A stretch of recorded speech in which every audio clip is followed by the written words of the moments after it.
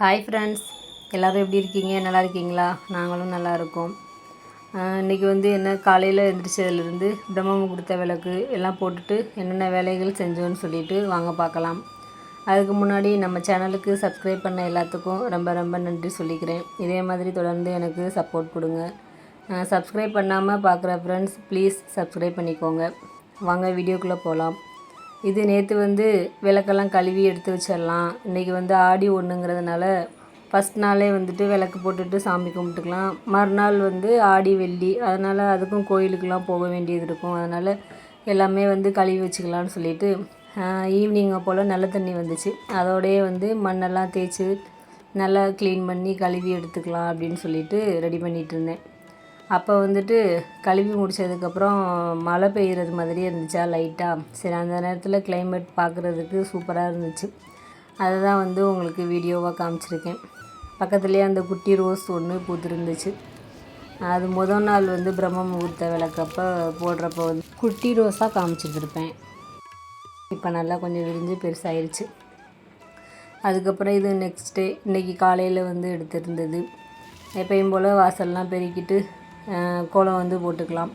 இன்றைக்கி கைக்கு வந்தது மாதிரி வரையாமல் புள்ளி வச்சுட்டு போட்டுக்கலாம் அப்படின்னு சொல்லிட்டு 9 புள்ளி, இடுக்கு புள்ளி 5 முடியே வரும். அந்த மாதிரி வச்சுருந்து போட்டிருந்தேன். சும்மா சிம்பிளாக தான் வரும். உள்ளுக்குள்ளே இருந்த கலரில் அந்த ப்ளூ கலர் இருந்துச்சு. அது கொடுத்துட்டு அப்படியே வரைஞ்சிக்கிட்டேன். வரைஞ்சி முடித்ததுக்கப்புறம் கோலம் எப்படி இருந்துச்சுன்னு சொல்லிவிட்டு சொல்லுங்கள். அதுவும் இல்லாமல் இன்றைக்கி சீக்கிரமாகவே எழுந்திரிச்சிட்டோம். நான் நைட்டு படுக்கிறப்ப நினச்சிட்டு இருந்தேன் 4 மணியை போல் எப்பயும் போல் எழுந்திரிச்சிட்டா சரியாக வரும், கோலம்லாம் போட்டுட்டு சாமி கும்பிடலாம் அப்படின்னு சொல்லி நினச்சிருந்தேன். அதை பார்த்தா கரெக்டாக ஒரு 3 மணியை போலயே கரண்ட் எல்லாம் போயிடுச்சு. கரண்ட் இல்லாமல் இருக்கவும் சரின்னு சொல்லிவிட்டு அப்புறம் தூக்கமே வரவே இல்லை. அப்படியே 3 மணிலேருந்தே முடிச்சுட்டே இருந்ததுனால அப்புறம் டீ போட்டு குடிச்சிட்டு அப்புறம் தான் மறுபடியும் ஒரு 3:30 அந்த டைமுக்கு மேலே இருக்கும். அப்போ போயிட்டு வாசல்லாம் கூட்டி பெருக்கிட்டு கோலம் போட்டுக்கலாம் அப்படின்னு சொல்லிட்டு கோலம் போட்டுட்ருந்தேன். அந்த டைமில் நம்ம வெளியில் போகிறப்ப யாருமே வெளியில் வண்டியில் எதுவும் போகவும் மாட்டாங்க.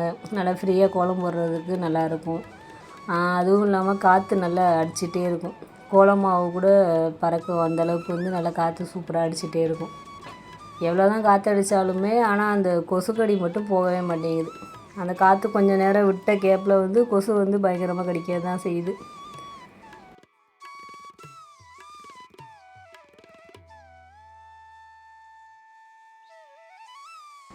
அவங்களும் எங்கள் வீட்டுக்காரரும் எந்திரிச்சதுனால அவங்களும் அந்த ரோட்டில் ஃபுல்லாக இந்த லாஸ்ட்லேருந்து அந்த லாஸ்ட் வரைக்கும் வாக்கிங் போய்கிட்டே இருந்தாங்க. கரண்ட் இல்லாதனால தூக்கம் வராமையே இருக்கும். அவரும் எந்திரிச்சிட்டாரு இன்றைக்கி சீக்கிரமாகவே. பசங்களுமே புலம்பிக்கிட்டே படுத்துருந்தானுங்க. அடிக்கடி இன்றைக்கி ஆஃப் பண்ணிக்கிட்டே இருக்காங்க கரண்ட்டை, என்னென்னே தெரியல, தூக்கமே போச்சு அப்படின்னு சொல்லிட்டு புலம்பிகிட்டு இருந்தானுங்க.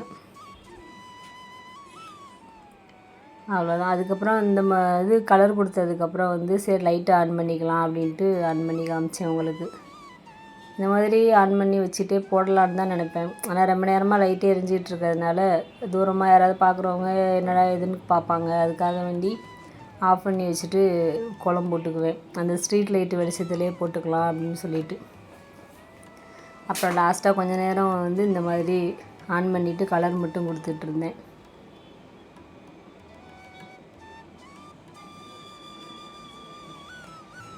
இது போட்டு முடிச்சுட்டு அதுக்கப்புறம் போயிட்டு மறுபடியும் போர்ட்டிகோல்லையுமே கோலம் போட்டுட்டு அப்புறம் குளிச்சுட்டு விளக்கு ஏற்றிக்கிட்டேன்.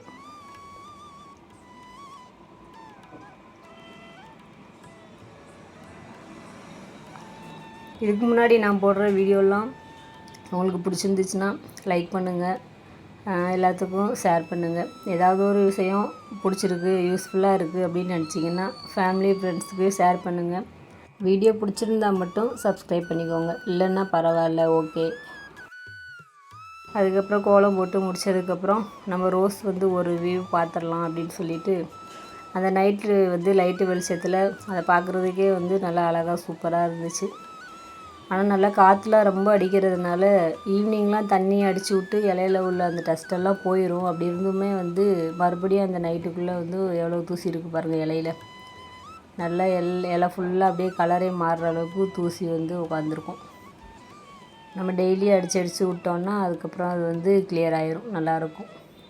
இது நம்ம சங்குப்பூ செடி. முன்னாடி ஸ்டார்டிங்கில் இதுதான் நிறையா ஷார்ட்ஸ் வீடியோலெலாம் காமிச்சிருந்துருப்பேன். நிறையா பூ பூத்துருக்கும்.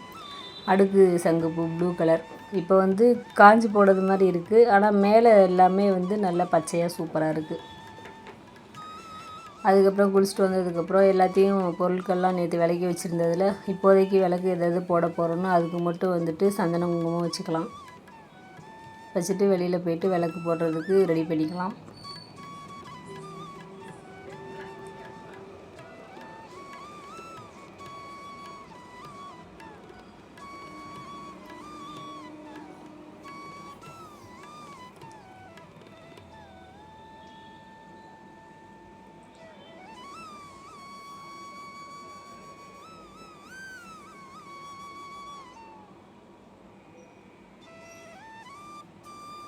அப்புறம் போட்டிக்கோலில் தண்ணி தெளிச்சிட்டு மாவு போட்டுக்கலாம்.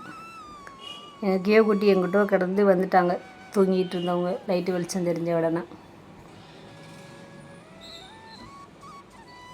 இன்றைக்கி வந்து கொஞ்சமாக அந்த இடத்துல மஞ்சள் மட்டும் போட்டுட்டு அது மேலே வந்து குட்டியாக குழம்பு போட்டுட்டு விளக்கேற்றிக்கலாம் அப்படின்னு சொல்லிட்டு மஞ்சள் வந்து டைல்ஸில் போட்டுக்கலாம். ஆடி ஸ்பெஷல் மங்களகரமாக இருக்கும்ல, அதுக்காக தான். ஆடி வெள்ளி ஸ்டார்ட் ஆன உடனே இது மாதிரியே மஞ்சள் வந்து வச்சுட்டு அதே மாதிரி குழம்பு போட்டு விளக்கேற்றிக்கலாம் அப்படின்னு சொல்லிட்டு நினச்சிருக்கேன். என்னென்ன கொஞ்சம் அதுவும் இன்னும் நல்லா பார்க்குறதுக்கு மங்களகரமாக சூப்பராக இருக்கும், அதுக்காக தான். அங்கே கோயிலெலாம் போயினாலுமே வந்து அம்மன் கோயிலெலாம் இந்த மாதிரி தான் மஞ்சள் தேய்ச்சிட்டு அதுக்கப்புறம் கோலம் போட்டுட்டு அங்கே வந்து விளக்கு வந்து லெமன் எடுத்துகிட்டு வாங்கிட்டு போயிட்டு அதை வந்து வச்சுக்குவோம். லெமனில் வந்து விளக்கு பொருத்திக்குவோம். வீட்டில் வந்து இந்த மாதிரிலாம் பழங்களில் போடக்கூடாதுல்ல, அதனால தான் சரி நம்ம எப்பயும் போல் விளக்கு வந்து யூஸ் பண்ணிக்கலாம்.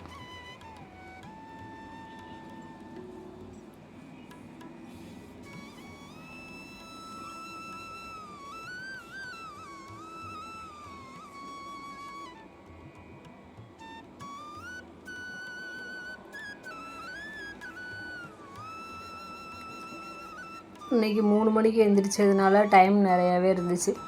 அதனால தான் நல்லா ஃப்ரீயாக இங்கே எல்லாமே கோலம் போட்டுட்டு அப்புறம் விளக்குக்கெலாம் போட்டு இதுங்கெல்லாம் வச்சுட்டு நம்ம குளிச்சுட்டு வந்து கிளம்புறதுக்கும் ரெடியாக இருந்துச்சு.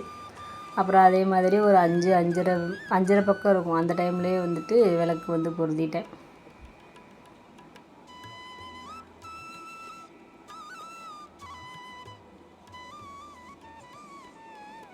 இதுக்கு முன்னாடி எடுத்திருந்த பிரம்ம முகூர்த்த விளக்கு போடுற வீடியோ இருக்குது.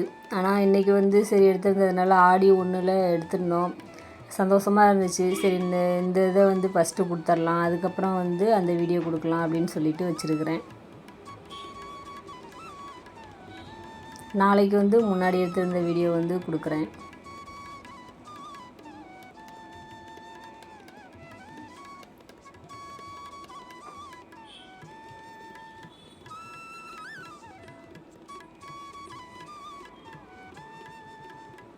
விளக்கு பொருத்திட்டு எப்பயும் போல் நம்ம தீபத்துக்கு வந்து சாம்பிராணி காமிச்சிக்கலாம். அப்புறம் போயிட்டு இயற்கையை வேண்டிட்டு எப்பயும் போல் நம்ம சாம்பிராணி வந்து காமிச்சிக்கலாம். இந்த டைம் வந்து அந்த வானம் பார்க்குறதுக்கே செம்மையாக அழகாக இருந்துச்சு. ஒரு இது நேச்சுரல் பிக்சர் மாதிரியே இருந்துச்சு பார்க்குறதுக்கு, தென்னை மரத்தோட. அப்புறம் நிலைவாசலில் வந்து குட்டியாக ஸ்டார் மாதிரி போட்டுட்டு அங்கே ஒரு விளக்கு வந்து ஏற்றிக்கிட்டேன்.